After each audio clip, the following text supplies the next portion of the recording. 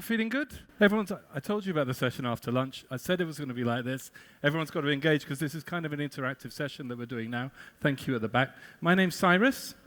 I've come from Oslo in Norway today to come and join you and talk to you about something that I know is top of mind for everyone here.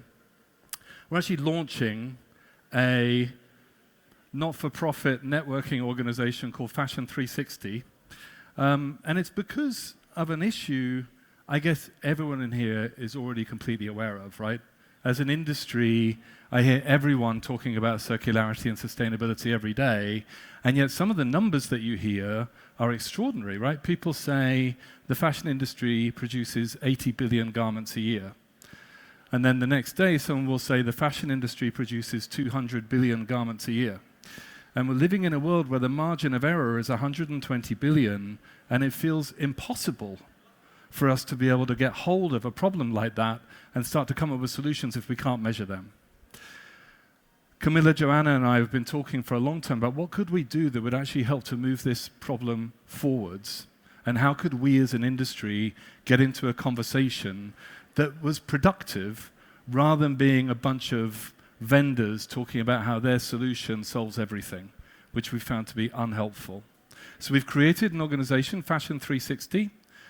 Go to the website, register and join, please, fashion360.live. This is a place, a safe space for us to have an open conversation about this problem that we as a world need to and are dealing with right now. To keep the conversation moving, what we've done today is we've put together some content for you, and we're going to spend about half an hour talking through the 360-degree life cycle of a garment, from the fields where it's growing through to the recycling plant where it's converted back into textiles again. My colleague Camilla is going to come up first and talk about upstream traceability. I'm going to talk for a minute about how we keep garments in market, and then Johanna's going to come up and talk about where we've got to as an industry with genuine textile to textile recycling. Sound good? Yeah. Everyone's again? Yes, exactly. Fantastic. Okay, Camilla, the floor is yours. All right. Thank you, Cyrus. Hi, everyone. Thank you for joining the 360 talk today. As Cyrus said, I'm going to talk about the first part of the circle. It's a circle. There's obviously no first part, but we got to start somewhere. That's me. Worked in the textile industry for a very long time, and I would call myself maybe an expert on upstream traceability. And so, working on upstream traceability, where do you start as a brand? You have got to start with a supplier mapping. Who is who? Who is my tier 1 supplier, and who are all my tiers? Who is the supplier of my supplier? I could talk for hours about this. If you're a big, fast brand, it's too many to get hold of. If you're a small brand, it's difficult to get the information out. Once you've actually managed to map your supplier base, even you may have managed to map the certificates and the social due diligence of your suppliers, the next problem occurs. The consumer couldn't care less about your supply chain. They want to know that garment that they bought, who produced it, what were the labor conditions when it was produced, and what is its recycled content, for example. That is the real challenge, connecting the upstream traceability to one and one garment. The digital product passport is all about that. It's all about giving the consumer that information. It's a picture of a puzzle here, because the digital product passport is really a puzzle. And I would like to talk to you about the 15 major pieces of that puzzle to help you get your head around it. However, the puzzle is so complicated, so I think it's helpful to know who is the digital product passport for. It's not only for the consumers. It's very important that it's for the consumers, and there's a lot we can do about consumer information. But it's also really important for economic operators, like the repair organizations, or the recyclers, of course. And further, Surveillance. The EU want to work on the EPR for textiles, and there's definitely going to be tax involved. Another way of looking at the DPP is that we can split the information into static information and dynamic information. I'm presenting to you the static information, the information about the garment until it's finished produced, and then Cyrus and Johanna takes over the dynamic information in a digital product passport. The label itself, or the media conveying the information of a digital product passport, needs to be or will be product specific, so we will know what are the exact details for the textile digital product passport. It needs to be visible for the consumer, and most challenging, it needs to be accessible for life. The label industry has taken a huge leap forward now because of this, and you'll see a lot more on unique woven QR codes, which is the step forward. Okay, let's dig into it, if you can take it. 15 elements. First of all, we know that the digital product passport will have a unique code. Next, we expect it to be built on the GTIN. The tariff code is going to be part of the digital product passport because most likely the extended producer responsibility will connect it towards the tariff code. Compliance documents. What's good to know is that this isn't a new regulation. You all dealing with fashion today need compliance documents. What is the difference is how much these needs to be digitally available. Substance of concern. Again, this is not a new regulation. You're all well versed in the REACH and compliance. However, again, how much this needs to be digital available for those three audiences that we mentioned a moment ago. User manuals. This is fun. User manuals is something you have for your new IKEA kitchen. No, maybe not. But actually, it's your care and content label is the user manual of the garment. Manufacturer. This is the point of upstream traceability. The digital product passport has a point called information about the manufacturer. And this means the traceability. Who produced this garment, under which conditions, under which chemical management. Operator identifiers. This is the unique code of your Bureau Veritas, for example, or control union. Because the EU will control who is allowed to certify a product. And that's why we believe, or Surpass has said, inside the digital product passport, there needs to be the unique operator identifier. Facility identifier. This is not ready yet. So basically, there is a wish that we will have a code representing every company in the world, meaning through a code scanned of the digital product passport, we would know who were involved in producing this exact garment. GS1 tries to build this concept, many tries to build this concept, it's not quite ready yet. Importer information, this follows the EU General Product Safety Directive. Again, nothing new here, it's just information needs to be available digital. Eco-labels. So many think that the digital product passport is all about communicating around the recycled content or organic content. But it's only one piece of the puzzle, and you will be allowed to communicate about it under very strict conditions from the Green Claims Directive. This is a big topic, performance of the product. So we're used to the used by date of milk, where we may now have used by date of clothes. So we as a consumer should buy clothes that will last very long, that we should make these considerations when we purchase.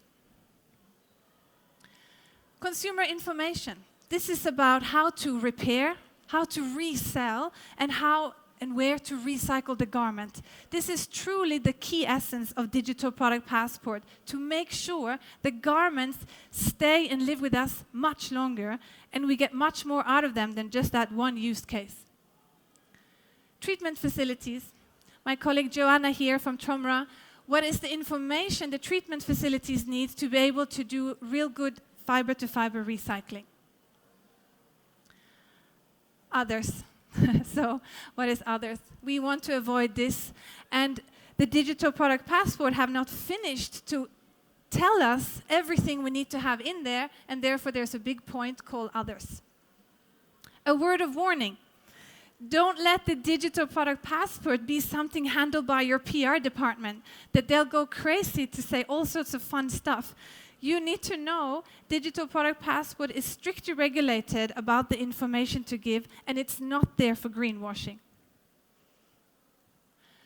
Finally, unfortunately, most of us face that handling the upstream traceability data is a really heavy workload and actually costly. And management may not feel they understand the return on investment, but there truly is. By doing good upstream traceability, you build brand equity, you build a circular business, and you will avoid huge fines in terms of compliance. So that was upstream traceability and the puzzle of the Digital Product Passport. I hand over to my colleague Cyrus, who will talk about keeping that garment in the market and letting it live for a long time. Thank you. It's the secret sign. Amazing. Okay, perfect. So now we know everything about the garments that are coming into market, but the headline that we are all already aware of is we need less, right? We need less of these products coming onto market. And what I wanted to talk about quickly was what can we do to make it easier for consumers and want to keep these garments for longer. When Camilla was talking about potentially 10-year minimum lifespan for any garment and maximum number of washes printed on a label and things like that, we're all trying to move towards how can we get more use out of the things that we've made. I've been working on this problem for nearly 25 years now with RFID and different analytics approaches, different kinds of location-based, all kinds of stuff. What I found, represented on a single slide, looks something like this, right? These are the headline use cases that we work on as an industry. How can I make these easier? Because if I reduce the hurdle a tiny bit for each of these, right, it's more likely that people will do it. It's more likely they'll repair it. It's more likely that they'll keep it. It's more likely that they'll sell it to someone, give it to someone else if they think they will use it instead. How do I do that? Ultimately, what we're going to try and do is make the garment itself smart, right? When we talk about Digital Product Passport, we're usually talking about putting a unique code, a code specific just to that garment, permanently attached to the garment that people can interact with their phone or however they do it, right? That's a GS1 digital link on there, and anyone that's thinking about design or thinking about the experience, be familiar with GS1 digital link. It's free, which is always a good start, right? It's free to use, it's free to deploy, it's simple to understand, and what's interesting is that every single person in this room could scan that code right now, it is a real link, and could get a different result. Everyone remembers from COVID that QR always went to the same place. It's just a straight URL. The technology has moved on, and now we can take in context from the scan itself. And again, this is a free standard, so the language that your device is set to, for instance, the fact I'm standing inside an H&M shop, the fact that I'm in Japan but I speak German, all of those the fact that I'm a customs official, that kind of thing can all be applied to a single scan of the garment itself. So when I attach that code to that shirt becomes smart, it becomes digital. The shirt is now born digital, and the rest of its life, it's going to know who it is, where it's been, how it's supposed to be used, and so on. And if you think of the standard, if you think of this a linear way, all the way from manufacturing through to recycling, the steps are pretty similar, right? It obviously gets much more complex than this. Think of what the impact of having that digital link inside the shirt is. Step one, it's being made in a factory. The most common project I get involved in is someone that wants to see into third-party contract manufacturers on the other side of the planet. At the moment, I send someone a purchase order, some CAD drawings, I get an advanced shipping notification, it arrives in my warehouse. That kind of process has been going on for 30, 40, 50 years. Now, as each shirt goes through QA, it gets polybagged, it's scanned, that information is available to me back at headquarters in my office in Oslo. It leaves there, it's in a ship, it arrives, it's in New York, so someone at New York Port Authority scans it, they're a customs official, they open the box, they rip one out, they want to know if this is Forced Labor Prevention Act compliant, or, soon we can imagine in Rotterdam what those DPP scans are going to look like.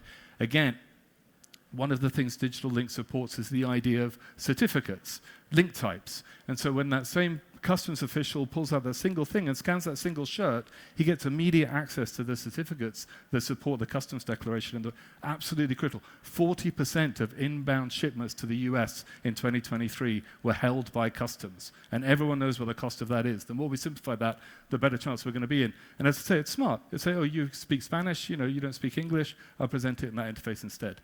Okay, it's moving on through its life. The relationship with RFID is very close, right? It's like a very close long-term marriage. But what do we know about RFID, right? As RFID has become more and more in garment, you go in any Decathlon, any Victoria's Secret, right? Any Uniqlo, every garment in that shop has got an RFID tag inside it.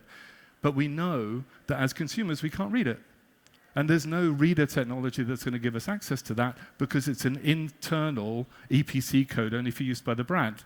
So the relationship in a hierarchy, between QR codes, probably, maybe NFC, inside a garment, and RFID at a big hierarchy as it's moving through the supply chain, it's very close, built into a platform, right?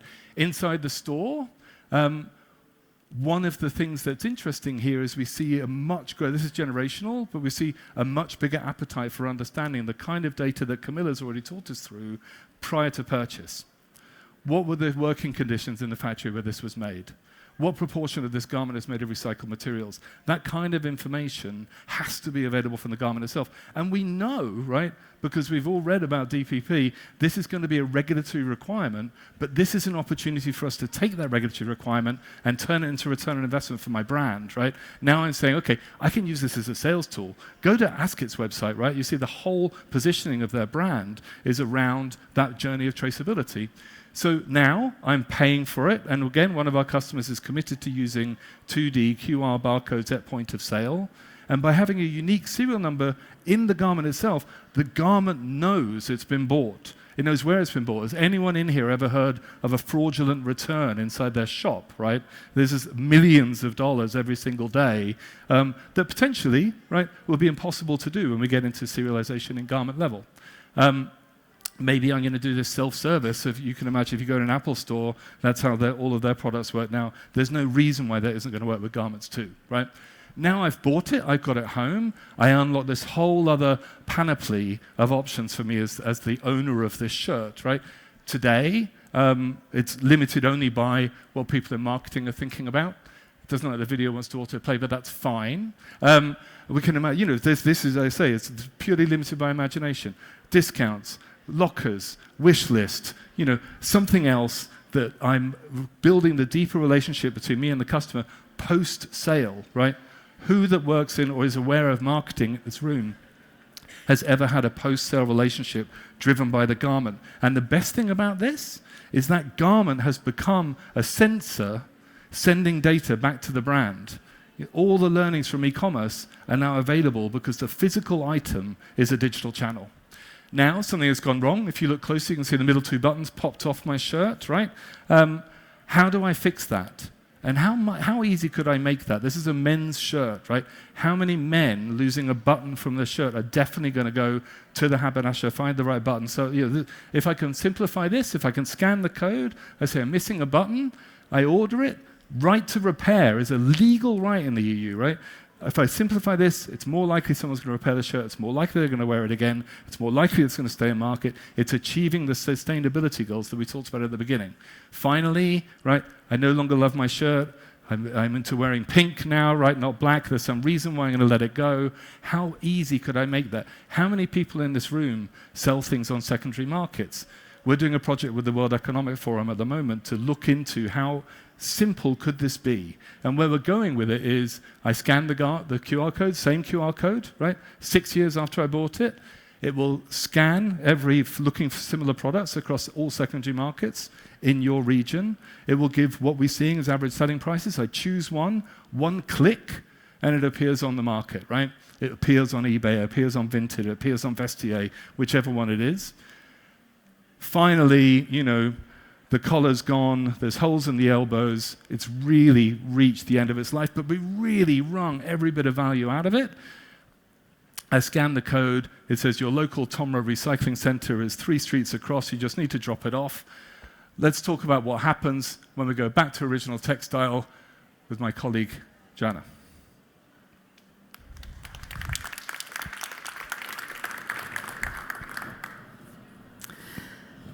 Thank you, Cyrus.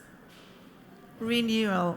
So I'm Johanna. I work at TOMRA, a leading technology provider providing solutions to enable the circular economy. We're big in sorting any kinds of materials to enable recycling of secondary raw materials. So why renewal of textiles? Well, this is no news to anyone here in the room. The fashion industry is one of the largest carbon dioxide emitting sectors, and we're in good company. All of us who sit here, we know that. Unfortunately, these resources, this is the valuable resources we can use for new fiber production, we simply waste them. There's a recent report of the European Union that said that in the EU, about 8 million tons yearly are just thrown into the mixed household waste, your dirty garbage bin. That's where they go. Yes, they are incinerated into energy, many are landfilled, but still it's unusable. It's very hard to recover these textiles for recycling. They get moldy, they get destroyed, they get wet. That's an issue. And the red dress you see here on the right side, in Norway, we recently did, across the industry, a pilot trying out new ways to collect end-of-life textiles. So how would the consumers like to collect them, get a bag at home, deliver it, etc. And the Fashion Industry Association also looked at the mixed waste, and that red dress was recovered from the mixed waste in Norway. It still has actually the receipt on it, which you can use to change it in the shop. So it was not even worth to get there to get the money back. That's the sad situation we're in, and we're simply wasting this resource. I personally think throwing textiles into the mixed waste garbage should be as impossible as smoking indoors by now.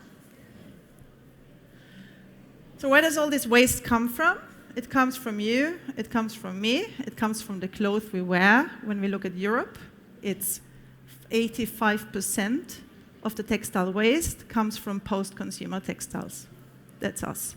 So in Europe, that's where we got to start. Fiber-to-fiber recycling is the obvious solution here. It's so obvious, so how can one not think of that? And it's been known for many years, and still the fiber-to-fiber recycling industry is fairly immature.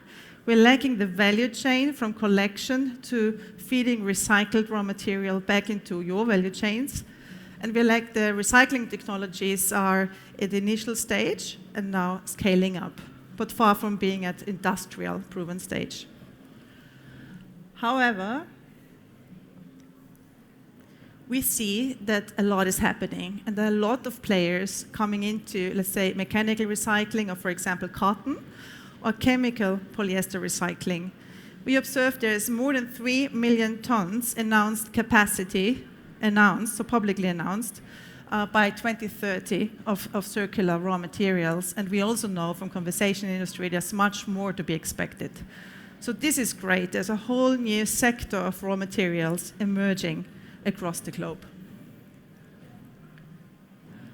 3.3 million tons, you saw that, but let's look at the targets the large brands have set themselves about recycled materials. And then it's hard not to see immediately there is going to be a shortage of recycled materials, of recycled textiles. Quite ambitious targets, and we do hope that they're going to be reached. But in order to do that, we need to do something.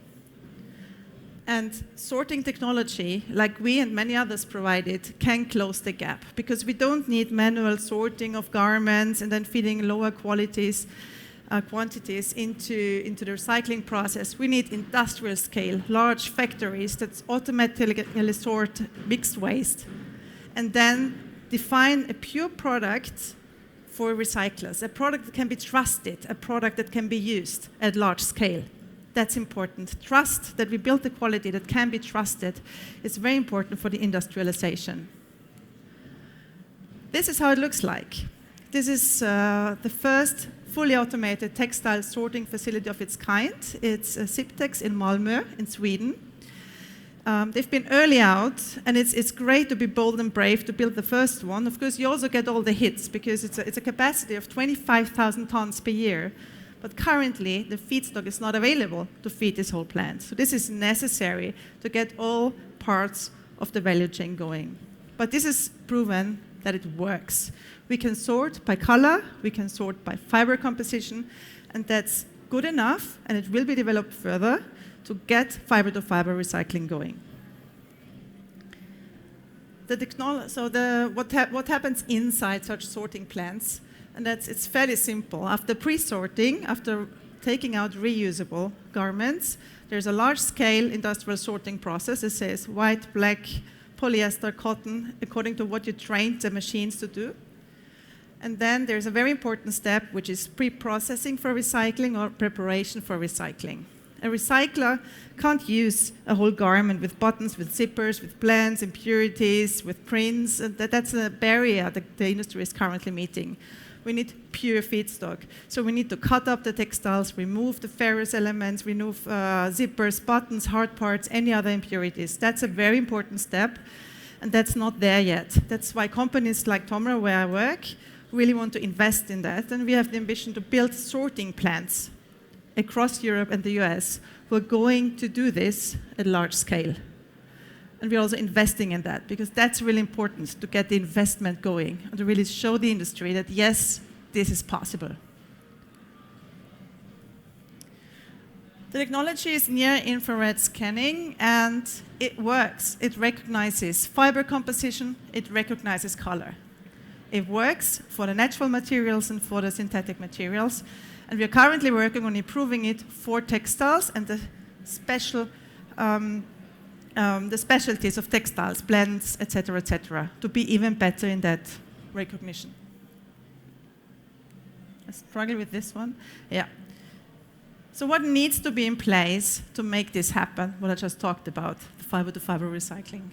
First of all, we need regulation. We need regulation on collection, on the traceability, on waste management. We need increasing collection rates. I talked about that. We need to save all our garments from the mixed waste. We need maturing recycling industry and the technologies. We need investment into that sector. The consumers are aware and will be more aware. And then, last but not least, it's the brands. So we need the brands, and many of you, to really unlock demand, to try and test recycled materials. Just get going. Let's start talking. How can it best be used? Trying it out. Because when the real demand for the recycled material is there, then the rest of the value chain will be in place and will make it happen. Thank you. Perfect. Beautiful. Last slide. We're spending so much time on this, right? The three companies that have been up here and all of our friends are involved in this discussion, but now we have some ideas for you as well, right? That are cheap and free and fun to do, right? And will help us move forwards. Definitely get someone to come and talk to your design teams about what design for recycling means, right? What we're making these garments out of. And the guys at TOMRA are fantastic. They're superb at that topic, right? Who broke that? Was that me?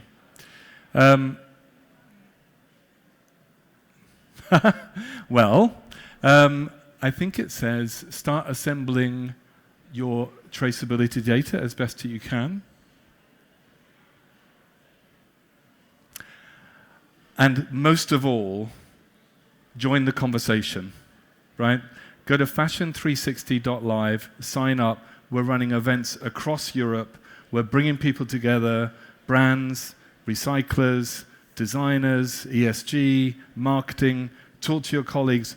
Come and be part of this conversation, because we think in a safe space, in a non-sales environment, we can really get into a conversation about how to move this forwards, which is also what we're going to do right now.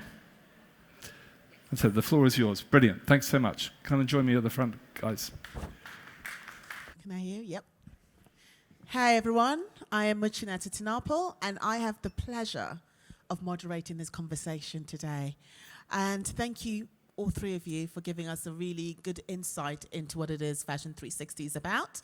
So now I'm going to quiz you now to see whether I can get some information out of you. So let's start first with challenges. So I always feel like when we talk about the challenges of such initiatives, it makes it easier for people to learn and have those learning moments. So I remember when I had a conversation with you, Camilla, you talked about the impact of data inaccuracies and strategies that are needed to be put into place to enhance data transparency.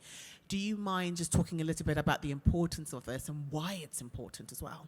Absolutely. Upstream traceability is about collecting data on the supply chain. And we've been doing this for a while through Excel sheets, brands struggling hard, gathering the data. Then it's moved a bit through traceability solutions like ours, helping to collect. But it's still too much manual shuffling of data from one platform to another platform. It's like shuffling the snow we've been doing lately. But it's changing, and it has to change. We need to get part of this circularity, part of the certifying body, the certifying organization, to also digitalize. I see the brands are ready and want it, but as long as we have manual handling of data collecting, data will be inaccurate, and the end result in the DPP may be inaccurate. So we're seeing such a need for a move for everybody to recognize their space and place in this circle, to also digitalize. So brand can get data directly from the certifying body into their digital product passport, so the data is verified and correct and flows seamlessly. That's needed for us to scale this up. It sounds to me like you're saying to them, stop using your fax machine. It's time to change things. So you've told us that they need to do this, but how can we get them on board and making these changes? Yeah. I talked to many of them, and I think they believe, they know the HIG, the AMFORI, the FSC, the control union. They know if they don't digitalize, they will be out of this market at some point, because the demand is so strong for this data to flow properly, seamlessly, and verified. And I see the brands are truly pushing as well, and we need to come together in network events like this to speak loud to them that this has to be done. So it's still a fax machine, because they only have the fax there. So when I ask for transfer data, they only have the fax machine. And so, but I see they're waking up, and it's coming. I think what I like about what you three are putting together, and your colleagues as well that you're working with, is this creation of a safe space. You know, you're talking about what they need to do, but if you do not feel safe as a brand to explore, to tell them your challenges, to tell them what you can and cannot do or what you need to do, then what would be the way forward? You know, I think we're very good at telling brands what they need to do, but we always forget to give them the how they can do it. Well, also, you know, it's so intense. I have massive sympathy for, I mean, it's not just the EU Green Deal, right? You look across Europe at the Transparency Act, the Due Diligence Act here in Germany. They describe it as 30 years of regulation in 18 months, right? And it is kind of overdue, I would say, apparel textile industry to be properly regulated. You know, we regulate pharmaceuticals, tobacco, alcohol, things that, you know, cause problems, and, you know, you don't want to get counterfeits out and so on. It's time, but wow, is it fast. We have a conversation this morning about, like, what's German for whack-a-mole? And it feels like that, right? You deal with something, there's something else here. You deal with that, there's something else here. So when you talk to people in ESG, legal, you know, marketing, supply chain, it is a snowstorm, and you're trying to find your way through it. So, you know, we do everything we can to try and get, you know, policy statements that are clear and crisp. you've seen Camilla working through what it looks incredibly opaque to some people, but now is maybe a little bit clearer for everyone, right? And the more that we can do that, when we're using the expression safe space, we're like, ask the question, right? Let's not all feel like we all have the same access to, or, the 36 hours a day that you need to keep up with this stuff. We don't. And so what can we do to share, and how can this not be competitive between brands? Everyone I know in the industry, 100% of people want to fix this problem. And so the more we can do together, I'm absolutely sure the faster we'll go. I think we need to remove that competitiveness that you mentioned. I'm always saying this, the fashion industry is a me problem for many people rather than a we problem. They don't realize that we need to work together. But I am curious to the audience, how many of you have a better understanding of a DPP, a digital product passport? How many of you are going to walk out of here saying, I know what it is? Quite a few. Because I feel like that is usually the issue, because I talk a lot about innovation, and I'm on stage and I'm telling them how amazing it is, how great it is for their business. But a lot of them probably leave going, huh? Because, is it how we communicate, do you think? How can we communicate what needs to be done in a clearer way so the audience can leave this room confident that they know what their next steps are going to be? Yeah, how can we? We need to speak the language that the brands are working with every day. And some of the words I used in my presentation are words. These are things we use every day, GTINs and the EU Product Safety Directive. I mean, they're not new. This is what we use every day. And to use those words instead of EU long sentences kind of words that we can actually understand and grasp it and then start working.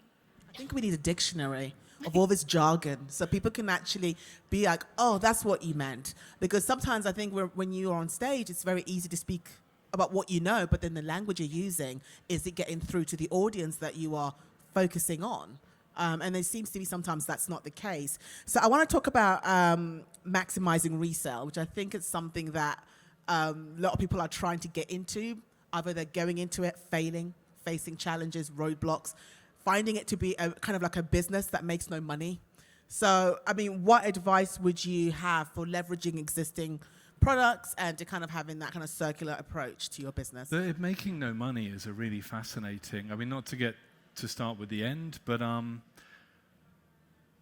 clearly the main problem, there's two areas, right? One is unsold goods and what do I do with them? And how do I get those into some sort of aftermarket rather than sitting in a warehouse?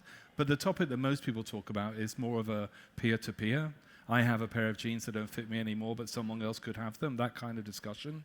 And what we found is a lot of resistance to taking photographs, filling in staff, writing an advert. People aren't necessarily, all salespeople, right? And those are sales activities, whether we describe them as such or not. So the purpose of the World Economic Forum program I mentioned during the talk, and I've seen other initiatives on the same lines, is how much could we possibly automate that? And then how do you police it, right? So the suggestion is I scan the QR code in this jacket, it goes back to the brand, authenticates it as being real, pulls some digital assets from the product information, pre-populates an advert, and when I see it, I press go and it's listed. Great. What's unlocked that I don't think anyone predicted, and when I first started having this conversation, it didn't even occur to me, was what is the value of that authentication? And so the suggestion is, particularly as I go further up the tier of luxury, right, could it be that if I am Ralph Lauren and I authenticate your sale on Vestiaire Collective, I get a cut of that money? And my understanding is, and I don't know this to be true, someone told me, is that is the deal that Burberry have just done with Vestiaire Collective. And so they did this big joint announcement around using Vestiaire as their resale platform. They authenticate every garment that goes on there. The suggestion is that by authenticating from the brand, the garment is likely to achieve a 30% higher selling price and is also much more likely to sell. The deal is that by giving up that authentication to a secondary market, Burberry will take 5% of the sales price. Vestiaire take 5% of the sales price, and the seller gets 90%. That was what I was told. That's not contract-sensitive information. But we see that idea of post-sale royalties for brands as a massive unlock, right? Now I really want it to happen because I can continue making money on a garment that I've already sold once, amazing, at a time when the pressure to reduce overall sales, that Vivienne Westwood thing, right? Buy less, buy better, that has got to be a global mantra that we all have to say to each other all the time. To achieve that, there's a huge incentive for the brands to participate in that, wherever in the value scale they are. It sounds to me like brands need incentives, consumers need convenience. Perfect summary. Of being able to, because I know if I'm going to resell my wardrobe, I haven't got time. I've got two babies. I haven't got time to take pictures and do everything. So it makes sense if we can use technology as a way to resell our products. I mean, I think it makes sense to me. Why is it not happening? I don't know, but it makes a lot of sense. So when it comes to streamlining that resale process, how can we ensure that brands, not so much consumers, but brands are able to also focus on resale? So I think a lot of brands like your H&Ms, your high street brands, which most of us buy from, the quality of their clothes do not allow for resale because they don't make good quality clothes. At H&M, for example, it's supposed to be a certain amount of wears and then it's done. So how can we encourage brands to enter that market and make it profitable for them? Any thoughts on resale? I think it's a fascinating area. I think part of, if EU Green Deal lands as it's supposed to, I shouldn't be selling any garment with less than an expected lifetime of 10 years. So that's already a big delta from where most of the kind of Primark market lives now, right? But is that, how do I measure that? And what does that mean? All those things have to be resolved. I think rather than attacking what we would consider the fast fashion industry, which is a lot of what Ursula von der Leyen's language sounds like, right? You know, it feels like this is a problem that we have to solve, is maybe, you know, not the most subtle way of taking on something very complex.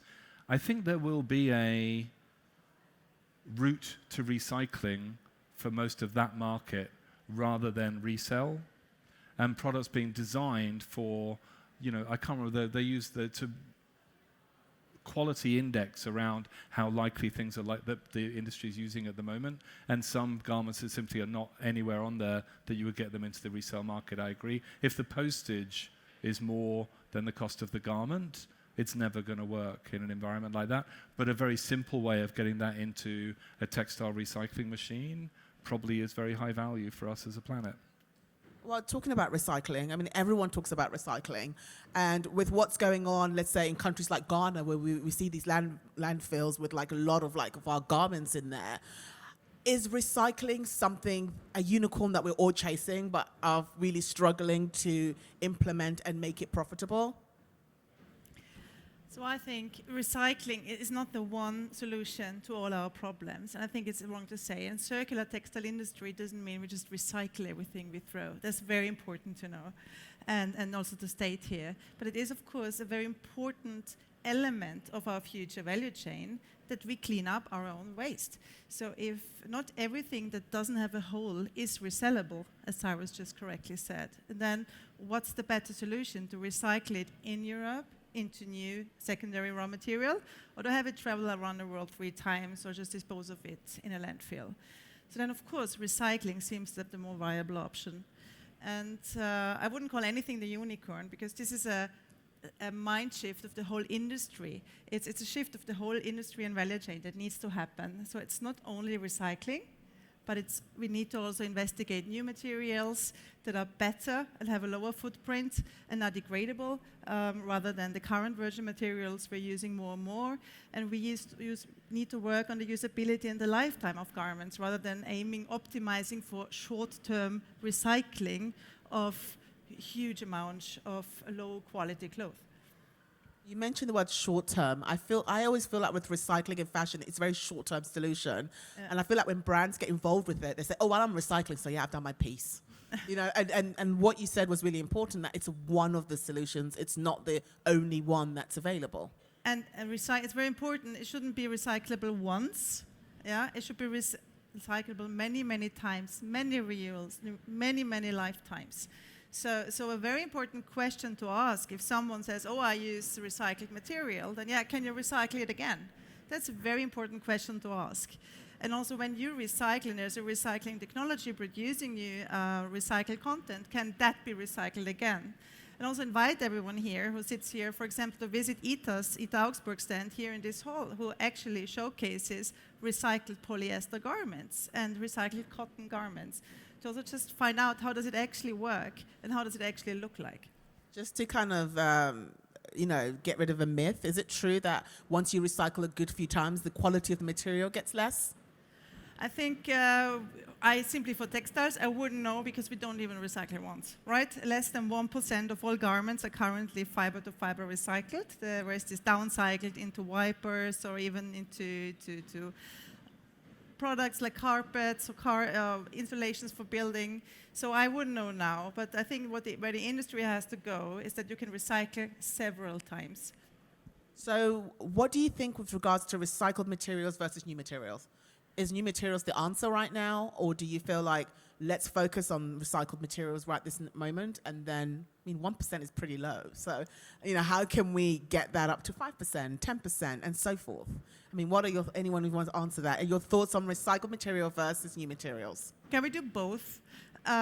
This is, as I said, the whole value chain has to change. We see now that this just simply doesn't work. It's single-use plastics. We're using PET bottles. This has 30% recycled polyester. It comes from PET bottles. So we are creating a demand for single-use plastic bottles in order to sell recycled garments that are then landfilled and incinerated. So we know that this doesn't work, right? So we have to change the whole industry, and we have to invest in recycling in order to have the renewal, but we also have to invest in new materials. So I hesitate to say we have to do this or that. It's not about an element here and an element there. It's about a total mind shift of how our industry works. But the other thing I think is going to happen is it's going to require societal change, right? We've got to get consumption down, and it does work, right? I was talking about yesterday, when I was a kid, I remember sitting in the back seat of my car, of my mum and dad's car, and then both smoking with the windows wound up, right? That just wouldn't happen now, right? And probably they've been to the pub as well. It was like, that was a different period. That wasn't that long ago. I think this idea of just, I buy anything I want, and I do anything I want with it, is going to be considered increasingly unacceptable, right? And probably there's more regulations to come, I would think, right? DPP is interesting, but if you think of, it's a grim example, but when Grenfell happened, right? The Grenfell was a horrific fire in London that killed lots of people. They worked out the fire happened because a fridge freezer on the first floor had caught fire, the kitchen had caught fire, and by the time the guy put it out, which he did, the tenant, the cladding had caught fire and the whole tower went up. That fridge freezer had been recalled, right, as a fire risk, but when the person bought it, they didn't fill in their warranty card, they threw it away like everybody does. So that connection between the item and the buyer was lost. I think that is unlikely to be considered sustainable. So probably soon, when we get to unique items and everything, and we do it now for cars, right? Every car and everyone owns in this room has got a license plate on it, and your name is somehow associated with it, right? We don't have many guns in Europe, but certainly in the US, you'd hope, every gun has someone's name again. That's going to come, right, in all consumer goods. And maybe people really hate this, but I do think it's one of the answers to sustainability. Maybe there will be some kind of, tariff or cap on what you can actually buy, because otherwise, I don't see this happening fast enough that we lose the landfills in Ghana and all across South America. That's already so out of mind that we're not getting consumption down to where it needs to be. I saw a LinkedIn conversation that was talking just about that. Like, how would you feel if the government stepped in and said, hey, only 10 garments a month, you guys, no more than that. And should you want more, we would tax you. And I remember people were saying, yeah, we should do that, yeah. And I was thinking, well, on paper, it sounds like a great idea, but I think in reality, it won't work. Well, also maybe, if I was getting credits when I took them to the recycling place, or, I show them out reselling it, I'm a responsible consumer. But if I find an H&M T-shirt washed up in the sea, what if I could take it and scan it and say, this is Camilla's, what are you doing, right? How could you be so irresponsible? I think just knowing that, people don't even make the connection, right?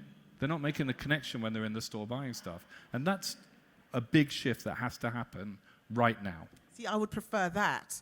Imagine like you throw away your garment in the rubbish bin and someone opens it up, sees a T-shirt in there, scans the code and says, this belongs to Camilla. Get her address. Do you know how you get the fine from a car? and there's a picture of you Yeah. with a fine saying £80, please. The same thing, I think that will work better than giving us like a limit of how much clothes we can buy. Yeah. I think if we are a fear of being fined because we threw away our T-shirt, we disposed of it in the wrong way, the same way we can't dispose of cardboard or plastic as in how we want it anymore, the same thing, I quite like that idea. It's a very big ask, right? I don't think it's a big ask. It's like, do the right thing. Don't just throw it in the trash. What's wrong with that? As humans, I think we need structure. Like the plastic bags that we pay in the supermarket. Yeah. I think if we were given the option of like, do you want to pay or not pay? I think most of us would be like, just give it to us for free. But if we're told we have to pay or walk out with our shopping in our hands, then I think that we need those rules. We need that guidance. And that wasn't that hard, right? Who doesn't take a reusable tote bag to the grocery store with them? I run back to my car to get my bags Right on, rather than exactly. pay the Yeah. 50p. Yeah. But in order to make this happen, we also need clear rules and infrastructure, because it's very confusing for the consumers, because actually when I talk to people now at what I work with, is that I'd love to put my garments the right place, but I simply don't know where.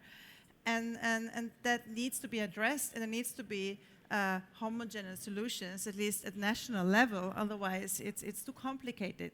So we also offer a lot of reverse vending systems for bottles. Like in Germany, you bring your bottles back to the supermarket, and it's TOMRA's machines where you put it in. And this is rolled out in the whole world, from Australia to the US.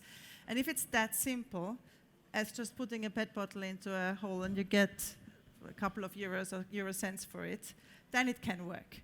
I agree with that. I mean, how many of you recycle your clothes? How many of you are using H&M boxes to recycle your clothes? No one? Because you know there was a big story about H&M and their recycling, and they put air tags on the garments, and they went around the world a few times, ended up in a landfill and then H&M said, oh, it wasn't us, it was our third party that we're working for. So, you know, for the consumers to continue to recycle, how can we ensure that they have the right information? Because your idea sounds fantastic. You know. And this regulation will come now with a separate collection of garments. And I think it's important also to see the current collections. It's not for recycling.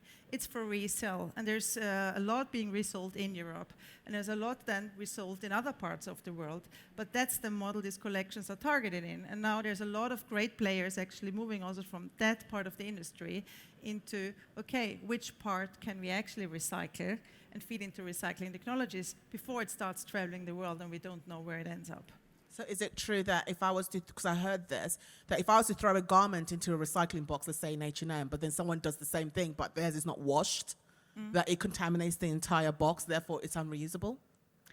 I don't know their process now in detail, and I would always encourage to separately collect textiles wherever, but there need to be standards on these processes, and there need to be standards and regulations on what happens to these textiles and clear information, because if a textile is wet, so what I see from recyclers is what we hear is if it's moldy, it's difficult. And that's then, when it's wet and dirty in that way, probably hard to reuse. So it needs to be dry. Right, with demands a certain collection structure for countries like Germany, Austria, or Northern Europe where I currently live, because it snows, it rains, etc., etc. So there needs to be more information on that. Yeah. I think we talk a lot about, you know, a change in the consumer mindset and information to the consumers, but I think we need to start earlier. Like you talked about, should we have new materials or recycled materials? The information about the impact needs to reach the designers. So when the designers design a garment, they should be able to know, this is a material which is great for recycling, therefore I choose it. Or this is a material which is biodegradable, or this is good for social, or whatever. So that the tools to make the decision needs to be already in the design phase. We cannot only focus on the consumer throwing the garments in the right textile bin. It's a bit too late. We should start earlier. And therefore this thing about the information flow to the people who can really make a difference now, and often that's the designers. If they choose to use materials made out of recycling and can be recycled again and again, it will really help move this forward.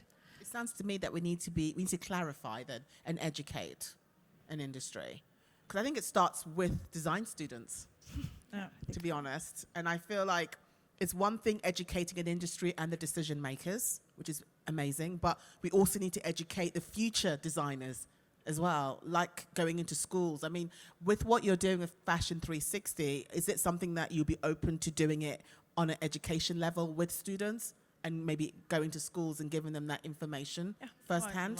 I'd love to do that, because I think it's the future generation that has to also understand and can have a big role in educating all the others. There's just one point, because educating industry is educating to me sounds always like you should do it like this, you should do it like that, or maybe I went to old-fashioned Austrian schooling. But it's also about collaboration and together try and not be afraid of trying and testing and make creating experience and then sharing the experience, because the competition is the linear value chain and the big amounts of waste we saw. The competition, it's not us working on new models. Sounds to me like you're saying, let me not talk to you, but talk with you. Exactly. We have a lot of ambition for assets we're going to create as well that we hope will be distributed in environments like that too, as well as doing first-person stuff. And I think there's some bigger, broader... This is not zero cost, right? You know, it's easy to poke at Primark and Inditex and H&M and these, but we have to remember. I mean, H&M probably responsible for 600,000 or 700,000 jobs, I would think, right?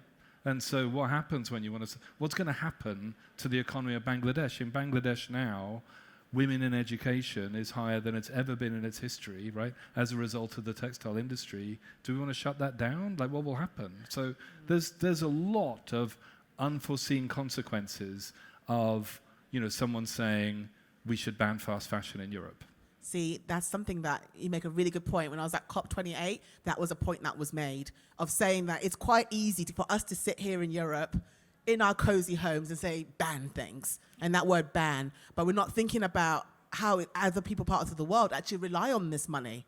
You know, and even if you look at like all those mounds of clothes, like in Ghana, people actually resell and make a business and a living out of some of that clothes. So maybe what we need to look at is actually making sure they get good quality clothes sent to them rather than clothes that they can never reuse or end up being rubbish clothes.